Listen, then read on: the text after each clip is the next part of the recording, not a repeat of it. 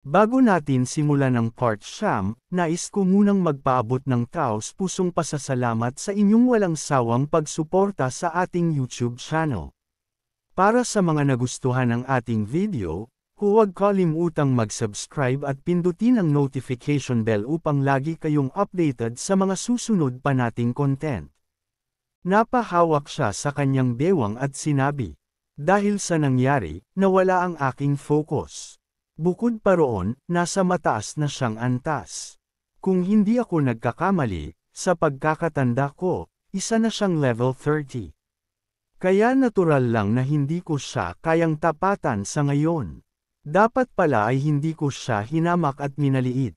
Pero darating din ang panahon na makakabawi ako sa kanya. Ipaparamdam ko sa kanya kung sino talaga ang kanyang kinalaban at tinalo. Isa siyang hanggal kung iniisip niyang palalagpasin ko ang nangyari ngayong araw na ito." Tumalikod siya at tumingin sa assassin na nasa kanyang likuran at tinanong, "Hindi ba may kasanayan kang itago ang sarili mo? Bumalik ka sa pinangyarihan ng labanan at kunin mo ang mga nalaglag kong kagamitan. Umalis ka na ngayon din." Inangat ng assassin ang kanyang kamay bilang senyales ng pagsang-ayon sa kanyang master. Ngunit nagulat silang lahat nang biglang may lumitaw sa itaas ng bubong at nagsalita. "Huwag na, hindi ko naman kinuha ang mga kagamitan niya. At sa tingin ko, hindi na rin niya kakailanganin ang mga iyon. Kaya huwag na kayong magsayang ng oras para balikan pa iyon." Paglingon nila, nakita nila ang taong nagsalita, ang ating bida, na nakatayo sa itaas habang hawak ang isang staff. Dahil sa biglaang presensya ng ating bida, nataranta ang kanilang leader at nagsalita. "Anong balak mong gawin? Hindi mo ba alam na ito ang respawn area? Ang pag-atake rito ay isang malaking kahangalan. Mas mataas pa ang alert level ng security dito kaysa sa main city." Ngunit ngumiti lamang ang ating bida at itinaas ang kanyang staff sa yuluhan, saka nagsalita. "Kung ang masamang damo ay tumubo sa magandang kapaligiran, maaari itong makahawa sa iba. Kaya't upang mapigilan ito, kailangang bunutin agad bago pa ito makahawa sa ibang manlalaro." At sa isang iglap, binitiwan ng ating bida ang kanyang atake, isang fireball na tumama sa kalaban at nagdulot ng 3,215 damage. Wala nang nagawa ang hanggal kundi ang mapasigaw sa sakit na naramdaman. Isang kasamahan nito ang sumubok bumunot ng espada at pasiga na nagsabi, "Etong bastardo na to, nakakainis." Ngunit bago pa man niya mabunot ang kanyang espada, muling nagsalita ang ating bida. "Huwag mo nang subukang bunutin yan. Baka hindi lang leader niyo ang tumamba sa araw na ito." Muli siyang ngumiti at nagsabi, "Ang pagpatay sa isa o higit pa ay pareho lang ang kaparusahan. Kaya kung ayaw niyong magaye sa amo niyo, huwag na kayong gumalaw." Ilang sandali pa, nag-respawn na ang kanilang leader, at inilalayan siya ng kanyang mga kasamahan. Nang makabawi na ito sa balanse, tumingin siya sa ating bida at galit na sinabi, "Kung ganyan ang gagawin mo, hindi mo ba alam kung ano ang kaya kong gawin? Kaya kitang patayin sa totoong buhay. Kayang-kaya kong idamay ang buong pamilya at mga kaibigan mo. Kaya huwag mong ubusin ang pasensya ko, baka pagsisihan mo ang susunod na mangyayari. Ikaw pa ang may lakas ng loob na magbanta sa sitwasyon natin ngayon. Kung ganun, magkasubukan na tayo. Anumang pagbabanta mo sa akin ay walang silbi." Sabay bitaw muli ng ating bida ng fireball patungo sa kalaban, at tumama ito ng direkta, nagdulot ng 3,267 damage. Nagsalita ang isa sa mga nanunood. "Tingnan ninyo, ang top ranker na nasa ituktok ng leaderboard, may ginagawa siyang kakaiba. Paulit-ulit niyang pinapatay yung lalaking nakapulang baluti." Dagdag naman ng isa, "Pwede bang pumatay sa respawn area? Di ba mataas ang security rito? Gusto na ba niyang mamatay?" Muling nabigla ang grupo nang muling umatake ang ating bida sa kanilang young master. Anong nangyari? Bakit hindi na siya nag-respawn? Bakit bigla siyang na-kick out sa laro?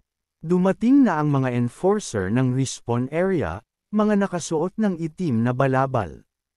Nagsalita ang kanilang leader at tinanong, "Sino ang nangangahas pumatay sa loob ng respawn area? Hindi ba ninyo alam ang maaaring kapalit ng paglabag sa batas dito?" Nauutol na tumugon ang assassin.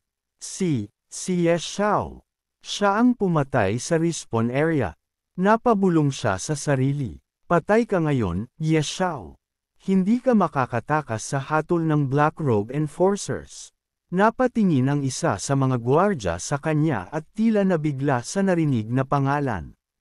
Samantala, nag-iisip si Ye Xiao. Bakit sa level ko ngayon, ganito kataas ang gwardyang dumating? Isa pa, kabilang ito sa top-level security ng laro, nag-iba ba ang lahat dahil sa mga nangyari noon? Dali-daling bumaba si Ye Xiao at humarap sa mga enforcer. Ako ang pumatay sa taong iyon. Huwag kayong mag-alala, sasama ako ng maayos. Kung ganun, madali kang kausap. Fair na, muling tumingin ang leader ng enforcer sa kanyang mga kasamahan. Dalhin na siya, sa di kalayuan, may isang lalaking umiiyak habang paulit-ulit na sumisigaw. Young Master, gumising ka, please. Ngunit walang bakas ng buhay o kahit anong galaw mula sa katawan. Dahil sa ingay, biglang may dumating na lalaki, nakasakli, at nagtanong. Anong nangyayari dito? Sumagot ang isa, Ginoo, pinatay siya. Ang Young Master ay patay na. Pagkarinig nito, halos lumabas ang lahat ng ugat sa kanyang leeg at kamay sa sobrang galit. Sino ang pumatay sa kapatid ko? Ipatawag ang lahat. Gusto ko, isabay ang buong pamilya ng pumatay sa burol ng aking kapatid. Paglipat ng eksena Dragon Phoenix Empire Courtroom, makikita natin ang ating bida, si Ye Xiao, na nakatayo sa gitna ng hukuman ng Dragon Phoenix Empire, habang hinihintay ang hatol. Ye Xiao, wika ng hukom, unang klaseng mamamayan ng Dragon Phoenix Empire, itatanong ko sa iyo ngayon, bakit mo nilabag ang batas ng Windleaf City at pumatay ng isang tao sa loob mismo ng respawn point? Yumuko ang ating bida bilang tanda ng paggalang, at nagsalita. Ang taong iyon ang nagdala ng buong grupo niya upang guluhin ako at bantaan ang aking buhay. At upang ipagtanggol ang aking dignidad bilang isang unang klaseng mamamayan, kinailangan ko siyang patayin. Upang hindi nila ako basta-basta maliitin dito sa loob ng lungsod. Ah, ganun ba? Tugon ng hukom. Inamin mismo ni Ye Xiao. Nag-camp siya sa respawn point at pinatay ang tao ng 5 sunod-sunod na beses. Nagulat ang isa sa mga nakarinig at napayuzel. Ano? Sobrang lupit nun. Ni hindi man lang binigyan ng pagkakataong makabawi. Sabat pa ng isa, nakakatakot, kahit sa respawn point, wala kang kaligtasan. Kapag na-offend mo si dakilang Diyos Ye Xiao, tiyak ang kamatayan mo.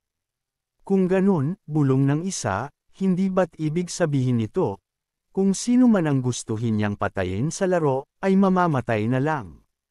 Biglang tumayo ang obispo at sumigaw. Katahimikan! Katahimikan sa hukuman. Mamamatay taong Ye Xiao, dugtong niya, dahil ito ang iyong unang pagkakasala, hinahatulan kita ng habang buhay na pagkatitiwalag sa East District. Ipinagbabawal ka ng tuluyang pumasok doon. Tatayo sana si Ye Xiao upang magsalita, Ginoong Hukom. Ngunit bago pa man niya masambot ang kanyang panig, may biglang nagsalita mula sa kanyang likuran. Pinatay lamang ni Ye Xiao ang isang drifter na nanghamak sa kanyang dangal, wika ng tinig. Sa totoo lang, ang ginawa niya roon ay isang makatwirang hakbang. Nagulat ang lahat. Napalingon ang mga tao sa gilid ng hukuman. Sino yun? Yuzisa ng isa. Sino ang nanghimasok? At makikita natin ang pagdating ng isang napakagandang babae sa loob ng hukuman, kasama ang 2 bantay sa kanyang likuran. Siya ang prinsesa, hindi ba? Bulong ng mga tao. Ang prinsesa. Paglapit niya, yumuko si Ye Xiao bilang paggalang. Mahal na prinsesa, aniya. Ngunit napangiti lamang ang prinsesa at mahina niyang ibinulong sa kanya. Huwag ka nang maging formal. Kaibigan ko si Ginoong Ye Xiao. At ayokong makaranas siya ng kahit anong hindi makatarungan. Hindi ba't sumasang-ayon ka, Master Aitor? Napangiti na lamang si Ye Xiao. Okay, Sofia. Muling nagsalita ang mataas na hukom. Tunay ngang maraming katwiran sa sinabi ng ginang. Masyado akong nagpadalos-dalos sa aking hatol.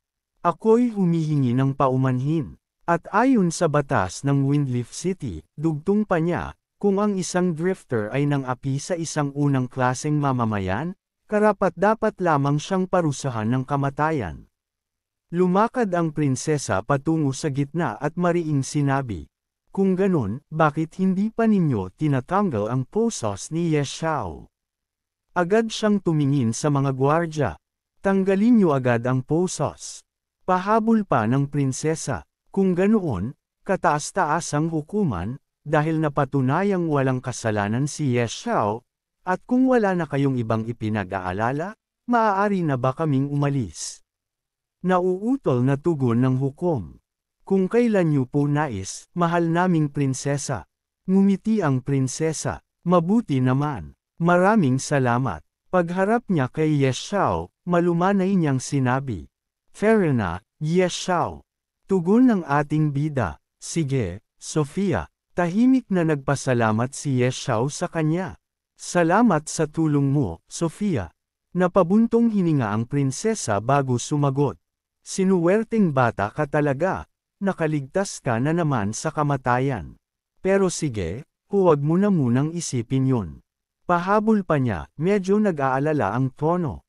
Narinig ko, nahuli ka raw ng mga higanteng dragon. Nagsugo ako ng mga tao kung saan-saan para lang hanapin ka. Ang saya ko na ligtas ka. Ngumiti si Ye Xiao at tumugon. Totoo, nahuli nga ako ng 2 higanteng dragon, pero sa totoo lang, mukhang naging pagpapala rin iyon. May mga nakuha rin akong kapakinabangan. Masayang sagot ng prinsesa. Totohanan. Kung ganon, kailangan mong bumalik sa bahay ko. Kwentuhan mo ako tungkol sa lahat ng pakikipagsapalaran mo. Ngunit biglang natigilan ang prinsesa nang hawakan ni Ye Xiao ang kamay niya at hinalikan ito, sabay sabing. Sige, Sofia, matagal-tagal na rin. Marami rin akong gustong ikwento at sabihin sa'yo. Namula ang prinsesa, bakas sa kanyang mukha ang gulat at kilig. Kung ganon, mabuti naman. Ngumiti si Ye Xiao, ngunit biglang naging seryoso ang kanyang tono. Pero Sofia, gusto ko rin sanang malaman, nandoon pa ba si Master sa inyo? Gusto ko siyang tanungin tungkol sa second class change quest ko. Napamulagat ang prinsesa, hindi niya agad napansin ang level ng ating bida.